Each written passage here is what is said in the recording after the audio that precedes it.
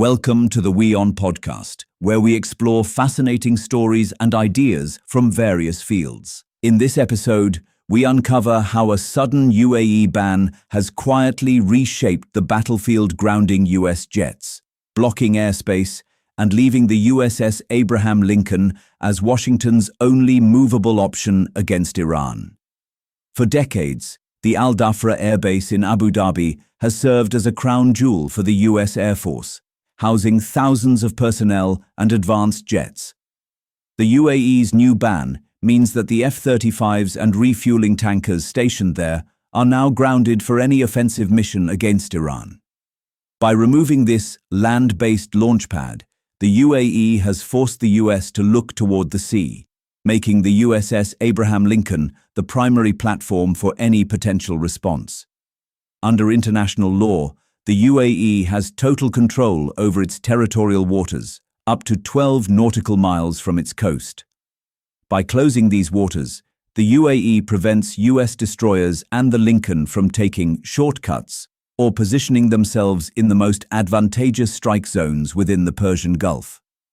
This forced relocation keeps the US Armada in international waters, further away from targets and more exposed to long-range detection. The ban on using UAE airspace is perhaps the most significant blow to US logistics.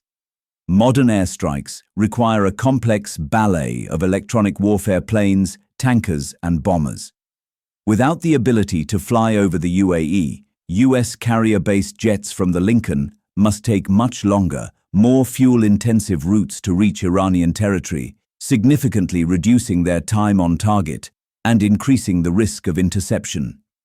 The UAE's decision is rooted in a hard reality: business versus bombs. Cities like Dubai and Abu Dhabi are global hubs for finance and tourism. UAE officials fear that if a strike is launched from their soil, Iran would retaliate by hitting Emirati oil infrastructure or luxury landmarks. By declaring neutrality, the UAE is attempting to shield its $500 billion economy from becoming a collateral battlefield. The UAE has restricted land-based operations. The USS Abraham Lincoln has become a floating piece of American territory. Unlike a fixed airbase, a carrier strike group carries its own airspace and waters wherever it goes. The UAE's ban proves why the US continues to invest billions in carriers. They are the only military tool that cannot be evicted by a host nation's sudden change in foreign policy. The UAE isn't alone. Reports indicate that Saudi Arabia, Oman, and Qatar have conveyed similar neutrality messages, fearing that a total war would shut down the Strait of Hormuz. This regional cold shoulder leaves the US with very few allies willing to host a kinetic war, turning the current standoff into a naval-centric operation rather than a multi-front regional coalition. By publicly distancing itself, the UAE is positioning itself as a potential mediator. By refusing to let the US strike from Al Dhafra, Abu Dhabi is signaling to Tehran that it is not an aggressor. This strategic distance allows the UAE to maintain its trade ties with Iran while keeping its security partnership with the US intact, essentially playing both sides to ensure regional stability.